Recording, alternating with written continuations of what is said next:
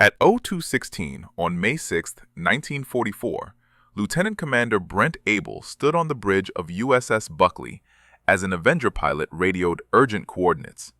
German submarine surfaced 20 miles ahead, west of Cape Verde Islands. Abel was 34 years old, with 11 months commanding this destroyer escort. But Buckley had never faced a U-boat this close. The submarine ahead was U-66, the seventh most successful U-boat in the entire war. 33 Allied ships sunk, over 200,000 tons sent to the bottom. Abel ordered flank speed, 23.5 knots. Buckley cut through calm Atlantic waters under bright moonlight, perfect conditions for a surface engagement. The Avenger stayed overhead, feeding course corrections every few minutes. U-66 was recharging batteries, waiting for a supply submarine. She'd been at sea since mid-January, nearly 4 months without resupply. Her crew was exhausted, low on fuel, desperate. At 0308, 3 red flares shot up from the submarine. Recognition signal. The Germans thought Buckley was their supply boat. Abel held fire, kept closing.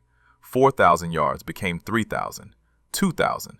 The gamble worked until U-66's lookouts realized their mistake. A torpedo launched. Buckley turned hard left. The fish passed down the starboard side, missing by yards. At 0320, Abel opened fire. First salvo from the 3-inch guns hit U-66 forward of the conning tower. Direct hit. The submarine's deck gun was knocked out immediately. All of Buckley's weapons engaged, 3-inch, 40mm, 20mm. The U-boat returned fire with machine guns, but most rounds went high. Buckley's gunners hammered the conning tower, hit after hit. At 0324, U-66 fired another torpedo from her stern tubes. Abel saw it coming, turned hard right. The torpedo crossed ahead of Buckley's bow. Close. The range closed to 20 yards. Parallel course.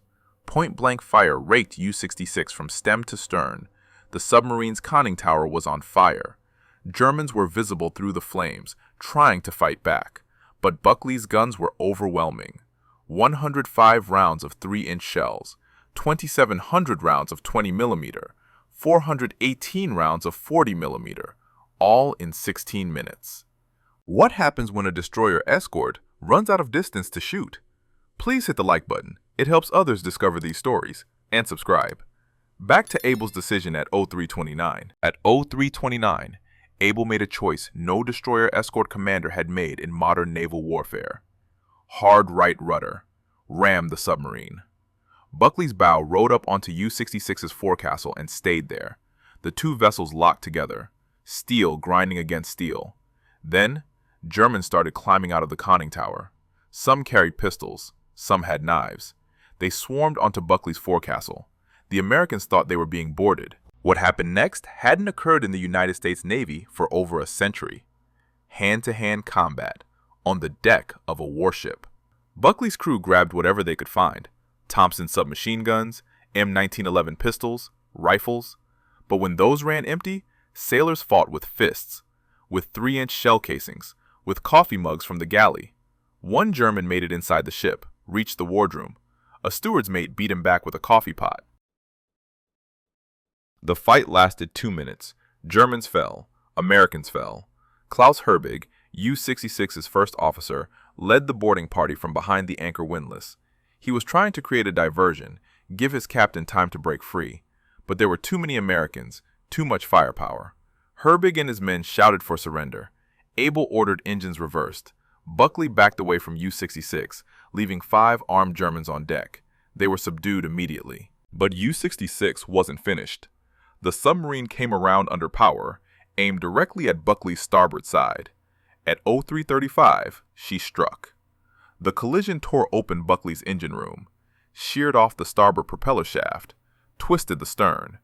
As U-66 passed, an American sailor looked down into her open conning tower and tossed a hand grenade inside. Fire blasted out. The submarine kept moving at 15 knots, out of control. Conning tower hatch open. Forward hatch open. Germans abandoning ship. At 0341, U-66 disappeared beneath the surface. Diesel power still running, fire still burning inside her. She went down with her captain still aboard, 16 minutes from first shot to sinking. Buckley's crew had just fought the only hand-to-hand battle on a U.S. warship in World War II. 36 German survivors floated in the water, but Abel's ship was crippled, engine room flooded, one propeller gone, and they were 550 miles from the nearest port. The engine room was flooding. Water poured through the gaping hole U-66 had torn in Buckley's starboard side. Chief engineer reported the damage at 03:45.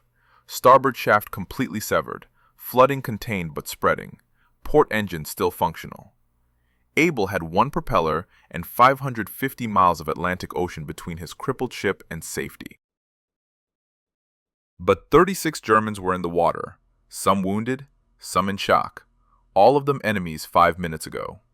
Abel ordered rescue operations. Buckley's crew pulled survivors aboard one by one, no hesitation. The same men who just fought hand-to-hand now hauled exhausted U-boat sailors from the Atlantic. Naval tradition: you save lives first, settle scores later. The rescued Germans were in bad shape. Many had burns from the fires inside U-66. Some had gunshot wounds from the close-quarters fight. Others were simply broken. 4 months at sea, watching their submarine die beneath them. They were transferred to USS Block Island, the escort carrier whose aircraft had found U-66 in the first place. 24 German sailors went down with their boat, including Oberleutnant zur See Gerhard Seehausen, U-66's commander. He stayed at his post until the end. U-66 had been a scourge of the Atlantic. Her record spoke for itself. 33 merchant ships sunk across 9 war patrols, over 200,000 gross register tons, 8 American vessels among them. On January 16, 1942, she torpedoed the Canadian passenger liner Lady Hawkins.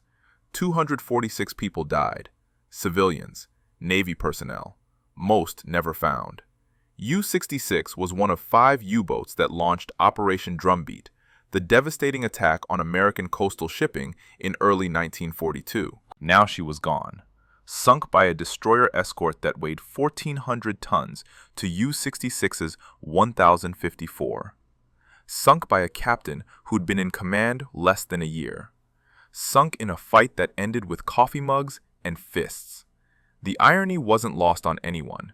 Germany's 7th most successful U-boat defeated in the most primitive combat imaginable. But Buckley was barely floating. Abel assessed the damage as dawn broke on May 6th. Port engine operational. Steering functional. Hull integrity compromised, but holding. The starboard propeller shaft wasn't just broken, it was gone, sheared clean off. Every rotation of the port engine put stress on a ship designed for balanced twin-screw propulsion. Maximum safe speed, 12 knots. Maybe 15 if they pushed it. New York was the closest major repair facility, over 2,000 nautical miles northeast. Boston Navy Yard could handle the damage, but that meant crossing the North Atlantic on one engine with a hole in the hull. The alternative was limping to a forward base in the Azores, but they lacked the equipment for major repairs. Abel made the call. Set course for New York. Hope the weather held. Hope no other U-boats were hunting these waters. Task Group 21.11 reformed around Buckley. USS Block Island provided air cover. 2 other destroyer escorts took screening positions. They were exposed out here. Every German submarine in the Atlantic had heard U-66's last transmissions. Some would be curious, some would be hunting. A crippled destroyer escort made an attractive target. The damage control teams worked through the morning, shoring up bulkheads, pumping water, welding temporary patches over the worst holes. The engine room crew monitored the port engine constantly. Any failure now meant dead in the water, helpless. The Atlantic in May 1944 was still a war zone. The Allies were winning, but U-boats still prowled, still hunted, still killed. By noon, Buckley was making 13 knots. Steady course. The hull patches were holding. But every sailor aboard knew the truth. They were lucky. U-66 could have put a torpedo into Buckley instead of ramming, could have disabled both engines, could have left them sinking instead of just crippled. The hand-to-hand fight made headlines later. The ram made history books. But the real story was simpler. Buckley survived because Abel had made the right decisions at the right moments, and because his crew had fought with everything they had, including the coffee mugs. Abel stood on the bridge, watching the horizon. They had 6 days of slow sailing ahead, 6 days vulnerable, 6 days hoping the Atlantic stayed calm and the U-boats stayed away. His ship had just won the most unusual naval engagement of the war, but winning didn't mean safe. Not yet. Not with 1,500 miles still to go. The first 24 hours were critical. Buckley maintained 13 knots on one engine, steering a careful course northeast. The welded patches on the hull held, but the engineering crew monitored every seam. One failure could flood compartments faster than pumps could handle. The Atlantic was calm. No swells over 6 feet. That was luck. A storm would have torn the temporary repairs apart. On May 7th, Block Island's air patrols reported no submarine contacts within 200 miles. That didn't mean safety. U-boats could stay submerged for extended periods, surface only at night. By May 8th, Buckley had covered 300 miles, still over 1,200 to go. The crew settled into a rhythm. Damage control teams ran constant checks. Lookouts scanned for periscopes. Gun crews stayed ready. But word was spreading. Radio intercepts confirmed it. German Naval Command knew U-66 was gone. They knew how she died.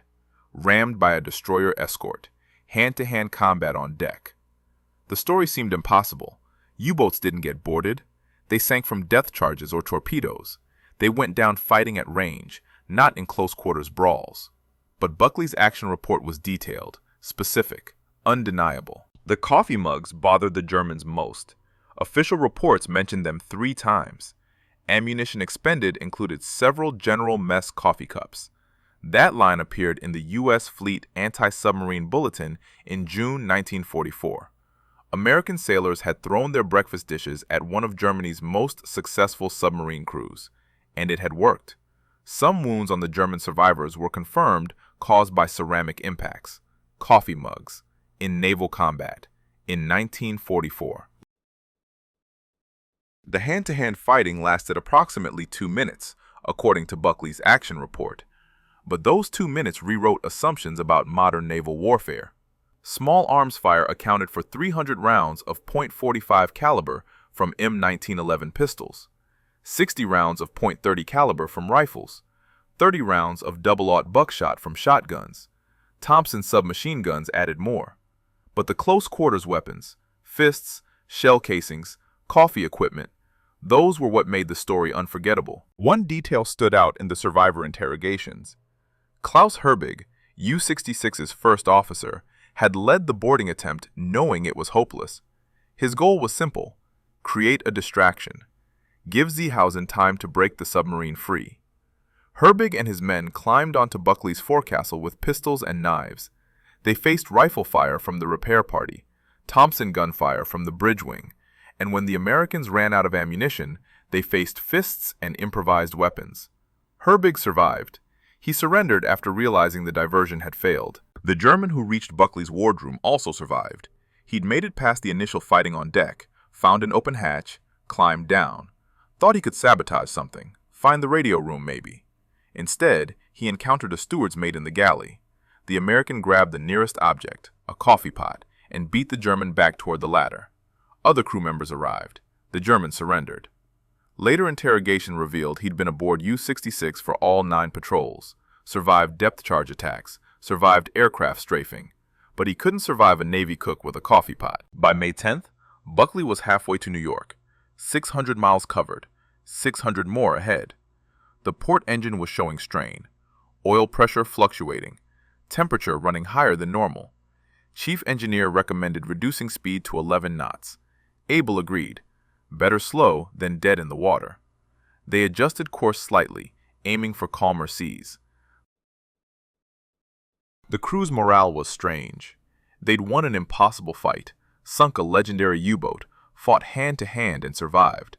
But their ship was crippled. Every day at sea was a risk. Every hour the port engine ran was borrowed time. They celebrated quietly. No loud talk about the battle, just acknowledgement. They'd done something nobody else in the U.S. Navy had done in over a century: repelled boarders, on a warship, in the Atlantic, with coffee mugs. On May 11th, A new concern emerged. The starboard side damage was worse than initially assessed. Saltwater corrosion was spreading faster than expected. The temporary welds were holding, but barely. Another storm would be catastrophic. Abel checked weather reports constantly.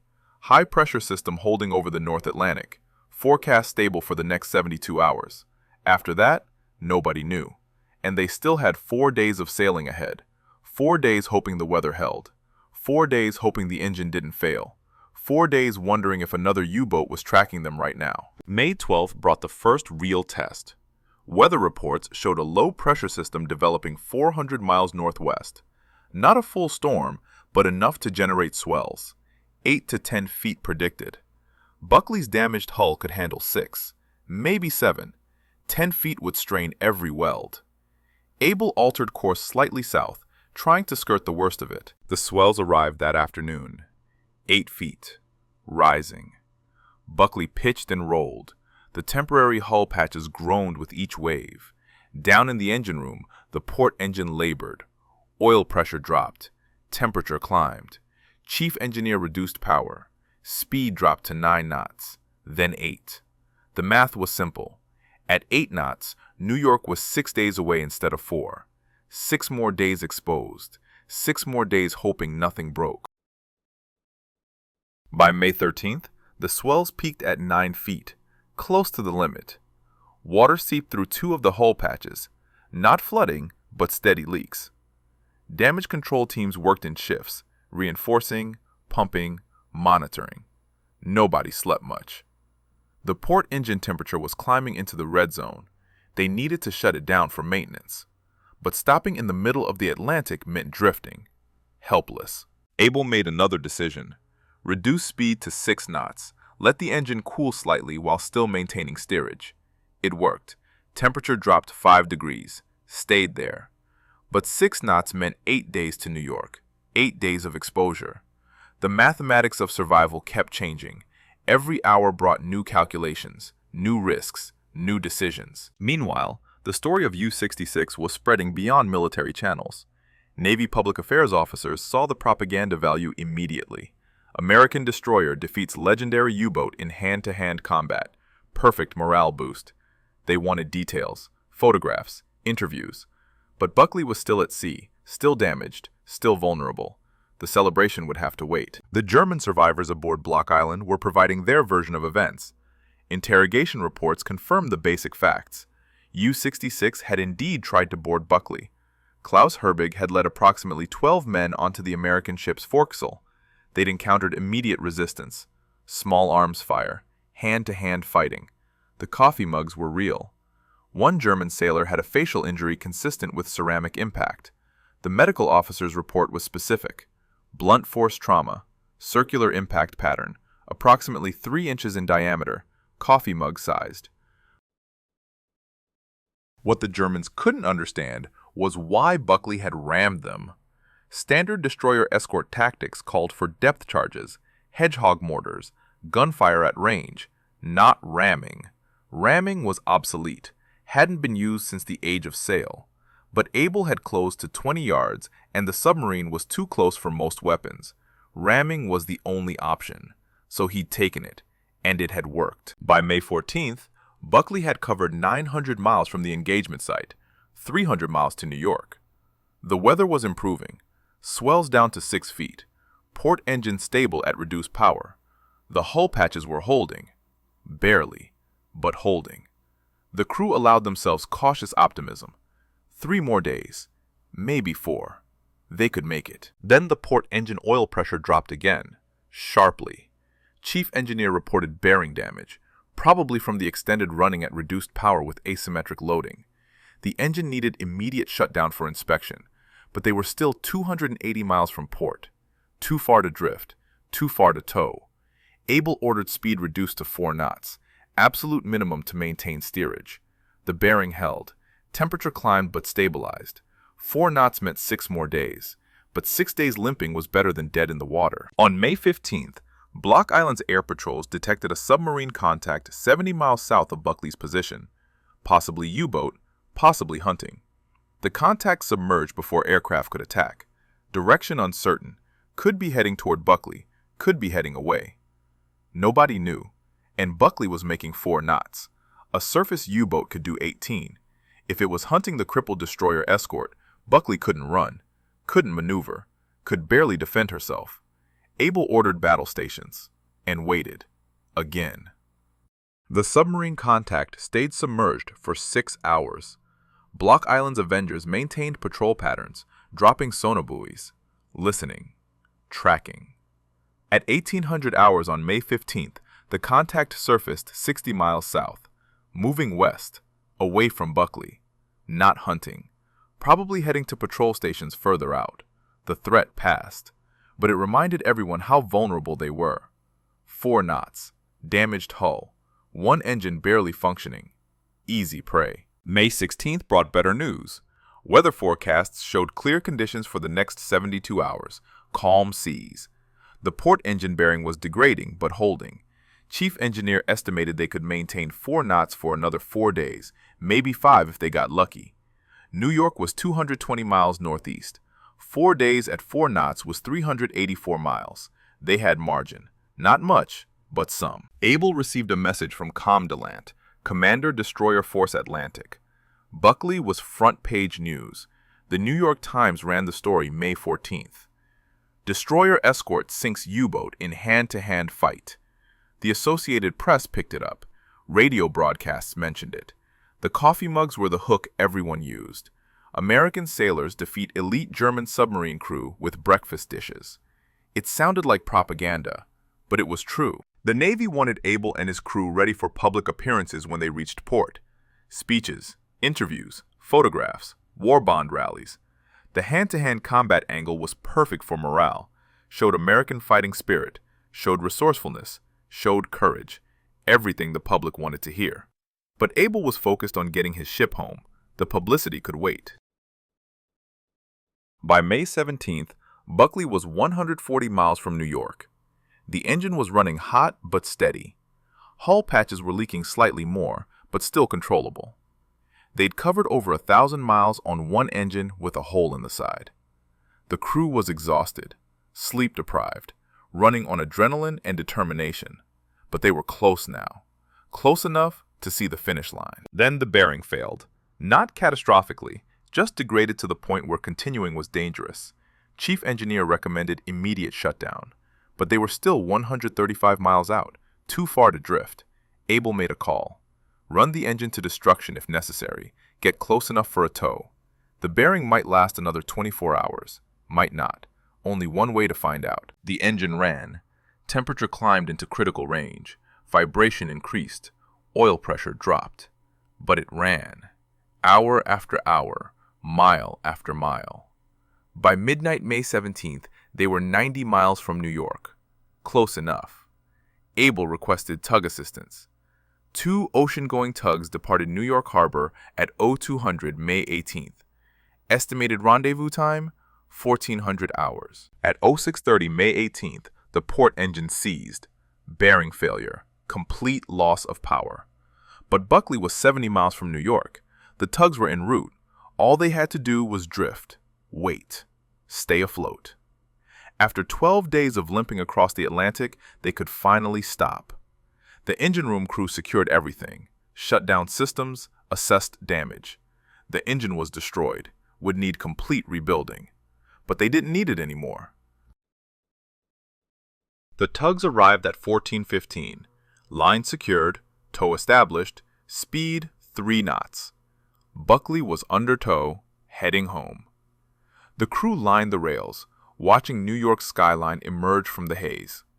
They'd fought the only hand-to-hand naval battle of the war, sunk one of Germany's deadliest submarines, sailed over 1,000 miles on one engine, and survived. At 2200 hours May 18th, Buckley entered New York Harbor. Tugs guided her toward the Brooklyn Navy Yard. Crowds lined the shore. News cameras were set up. Reporters waited. The coffee mug story had made them famous. But the crew wasn't thinking about fame. They were thinking about solid ground, hot showers, real sleep, and the fact that they'd actually made it home. The tugs positioned Buckley alongside Pier 12 at Brooklyn Navy Yard. Lines secured, engines shut down, or what was left of them. Gangway extended. But before anyone could disembark, Abel gathered his crew, told them what they already knew. They'd done something extraordinary. Not just sinking U-66, but bringing Buckley home against impossible odds. The hand-to-hand fight would make headlines, but the 12-day journey home was the real achievement. That's what he wanted them to remember. May 19th, Buckley was moved to Boston Navy Yard for detailed damage assessment. The initial inspection at Brooklyn revealed the repairs would take weeks, possibly months. Boston had better facilities for destroyer escort work, better dry dock capacity. The ship was towed north, arriving May 20th. In dry dock, the full extent of damage became clear. The bow was bent 12 degrees to port from ramming U-66. Internal compartments forward were crushed. The starboard propeller shaft wasn't just sheared, the stern tube was cracked. The engine room flooding had damaged electrical systems throughout the aft third of the ship. Hull plating showed stress fractures in 6 locations, and the port engine was completely destroyed. Bearings gone, crankshaft damaged. Total rebuild required. Navy engineers estimated 6 weeks minimum for repairs, probably 8. The bow needed complete reconstruction. The stern needed new shaft and tube assembly. The engine required parts that weren't in stock, had to be manufactured. Meanwhile, Buckley sat in dry dock, a battered reminder of what close-quarters combat did to modern warships. But the crew was already famous. The coffee mug story had captured public imagination. Newspapers ran it for days. Radio shows mentioned it. Newsreels wanted footage. The Navy obliged. Cameramen filmed the damaged bow, the bent hull, the crushed compartments, visual proof of the ramming. Then they interviewed the crew, asked about the hand-to-hand fighting, asked about the coffee mugs. The sailors were uncomfortable with celebrity. They'd done their job, fought when fighting was necessary, used whatever weapons were available. That included coffee mugs. It wasn't heroic, it was practical.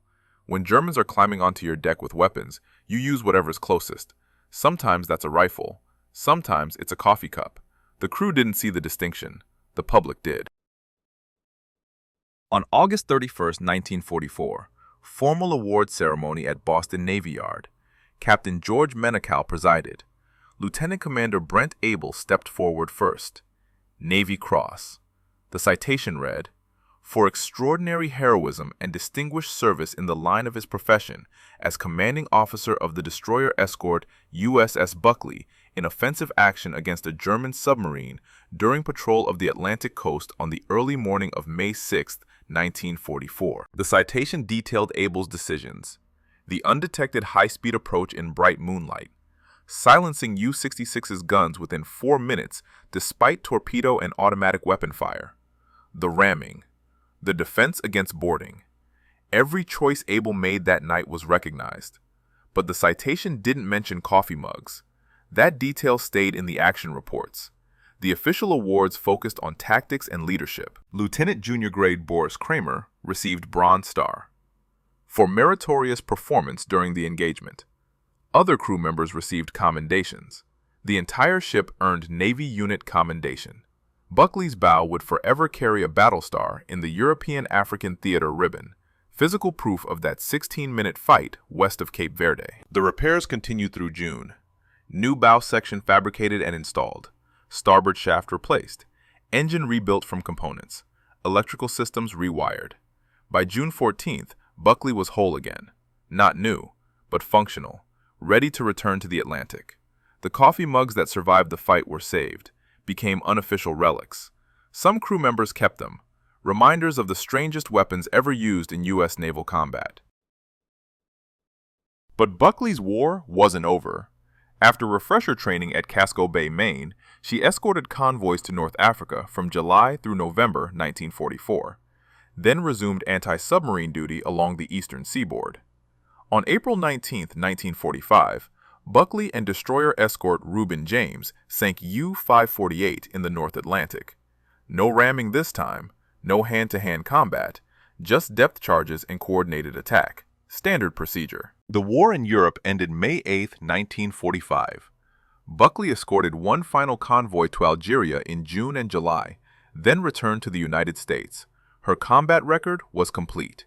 2 U-boats sunk, dozens of convoys escorted, thousands of miles patrolled, and one impossible fight that nobody would forget. The hand-to-hand engagement became required reading at Naval Academy, case study in unconventional tactics, proof that modern warfare sometimes required ancient solutions, even if those solutions involved breakfast dishes. But the real lesson wasn't about coffee mugs. It was about adaptability, about using whatever tools were available when standard weapons failed. Abel had rammed because ramming was the only option. The crew had fought hand-to-hand because the enemy was too close for guns. They'd improvised, survived, won. That was the lesson, not the coffee mugs. Those were just the memorable detail that made the story unforgettable. Buckley was decommissioned July 3, 1946, placed in reserve at St. Johns River, Florida. The war was over. The Atlantic was safe. Destroyer escorts were no longer needed in the numbers built during wartime. Buckley joined hundreds of other ships in mothballs, preserved, maintained, ready for reactivation if another war came. On April 26, 1949, Buckley was reclassified. DER-51, Radar Picket Destroyer Escort. New role, new mission. But she never returned to active service in that capacity. The reclassification was administrative. On September 29, 1954, she was reclassified again, back to DE-51, original designation, but still in reserve, still waiting. 23 years Buckley sat in reserve, paint fading, systems aging. The bent bow from ramming U-66 remained visible even decades later, a permanent scar, a physical reminder of that May night in 1944. Sailors who served on other ships would visit, point out the damage, tell the story. The coffee mugs always got mentioned. In 1969, Buckley was struck from the Naval Register, sold for scrap. The Navy determined she was too old for further service, too outdated.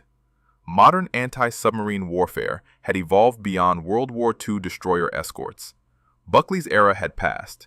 She was towed to a breaker's yard, cut apart, recycled. The bow that had rammed U-66 was separated from the rest of the hull. Some sailors tried to preserve it as a memorial. The effort failed. Budget constraints, lack of interest.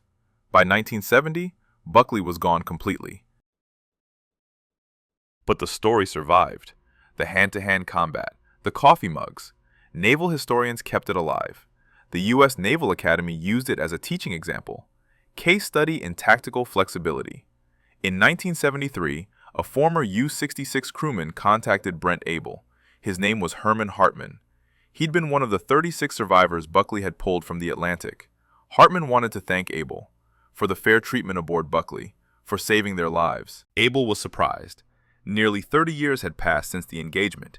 He'd moved on, practiced law in California after the war. But Hartman's letter was sincere, respectful. It mentioned something Abel hadn't considered. The German survivors had always wanted to meet their adversaries, shake hands, acknowledge the shared experience. War had made them enemies. Peace allowed them to be something else. Abel helped organize a reunion. Germany, 1978. Former Buckley crew members met former U-66 crew members. They were all older now, gray hair, slower movements, but the memories were sharp. The Germans remembered the coffee mugs. The Americans remembered the desperation in Klaus Herbig's eyes as he surrendered. Both sides remembered the violence, the fear, the confusion of close-quarters combat. The reunion was emotional. These men had tried to kill each other, had succeeded in some cases. 24 Germans died when U-66 sank, but the survivors bore no grudges. They understood. War was war. Duty was duty. They'd both done their jobs. And afterward, Abel's crew had saved German lives instead of leaving them to drown. That mattered, maybe more than the fighting. One German sailor brought photographs. U-66 before the war, the crew young and confident. Another photo showed the submarine docking at Lorient. Happy faces. They didn't know yet what the Atlantic would cost them. Another showed damage from an earlier encounter with Allied aircraft.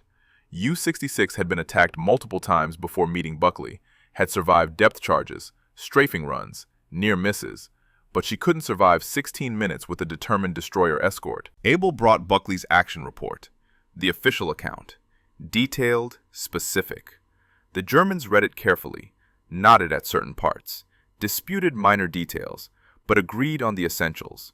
The fight had happened exactly as described, including the coffee mugs, including the hand-to-hand combat, including the final moments when U-66 went down with her captain still aboard. The reunion ended with mutual respect. These men had shared something few others could understand: combat at ranges measured in feet instead of miles, personal violence in an impersonal war. They'd survived, both sides, and that created a bond stronger than former enmity. Abel said later he was proud of sinking U-66, proud of his crew, but he wished he could have saved more German lives, including Seehausen, including the 24 who went down with the submarine. Brent Abel died in 2007. He was 91 years old, had lived a full life after the Navy, law practice, family, but his obituary led with USS Buckley and U-66, the coffee mug battle. That's what people remembered. That's what defined his naval service. Not the thousands of miles patrolled, not the convoys escorted, not even sinking U-548 the following year. Just those 16 minutes on May 6, 1944. The survivors from both sides kept in touch after the 78 reunion. Letters, occasional phone calls. They formed an unlikely fraternity, men who'd fought each other in the most primitive way possible during a technologically advanced war. The irony never escaped them. Radar had detected U-66, sonar tracked her, radio coordinated the attack, but the fight ended with fists and coffee mugs. Klaus Herbig, U-66's first officer who led the boarding attempt, attended multiple reunions over the years. He never apologized for trying to board Buckley. It had been his duty.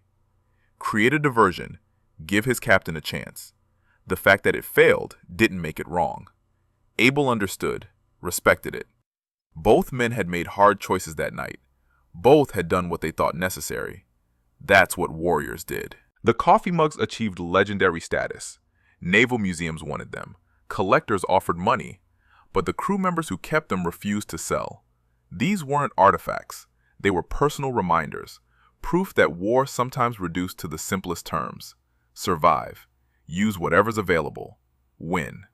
One mug ended up at the Navy Museum in Washington, D.C., donated after a veteran's death. Display case labeled, "Coffee Mug Used as Weapon, USS Buckley vs. U-66, May 6, 1944. Thousands of visitors saw it every year. Most assumed it was metaphorical. It wasn't. The academic studies came later. Naval warfare analysts examined the engagement from every angle: tactical decisions, weapon effectiveness, damage assessment, but they kept returning to the same question. Why had U-66 attempted to board? Standard procedure was to disengage when rammed, dive if possible, scuttle if not. But Seehausen had tried to turn the tables, use the ram against Buckley. It nearly worked. The collision damage to Buckley's engine room proved that. If U-66 had hit 6 feet further aft, Buckley might have sunk. The boarding attempt, hopeless as it was, created the opportunity for that strike. So the engagement wasn't just hand-to-hand chaos, it was calculated desperation. Both commanders understood they were in a fight to the death. Both used unconventional tactics. Abel rammed. Seehausen attempted boarding and counter-ramming. The coffee mugs were just the visible symbol of a deeper truth. When survival is at stake, conventional rules disappear. You use what works, even if it's breakfast dishes. The engagement influenced destroyer escort tactics for the remainder of the war. Not the ramming specifically, but the close quarters mindset. Training emphasized readiness for unconventional situations. Small arms drills increased. Damage control teams practiced repelling boarders. Nobody expected another hand-to-hand fight, but Buckley proved it could happen. Better prepared than surprised. U-66's wreck was never found. She went down in 17 degrees 17 minutes north, 32 degrees 24 minutes west. Depth approximately 3,000 meters. Too deep for salvage or exploration in 1944. Maybe accessible with modern equipment, but nobody's looked. The wreck isn't the story, the fight is. Those 16 minutes when modern naval warfare became ancient, when technology failed and humans prevailed through courage and improvisation. If this story moved you the way it moved us, do me a favor, hit that like button. Every single like tells YouTube to show this story to more people. Hit subscribe and turn on notifications. We're rescuing forgotten stories from dusty archives every single day. Stories about destroyer crews who fought with coffee mugs and courage. Real people, real heroism. Drop a comment right now and tell us where you're watching from. Are you watching from the United States, United Kingdom, Canada, Australia? Our community stretches across the entire world. You're not just a viewer, you're part of keeping these memories alive. Tell us your location. Tell us if someone in your family served. Just let us know you're here. Thank you for watching. And thank you for making sure Lieutenant Commander Brent Abel and his crew don't disappear into silence. These men deserve to be remembered, and you're helping make that happen.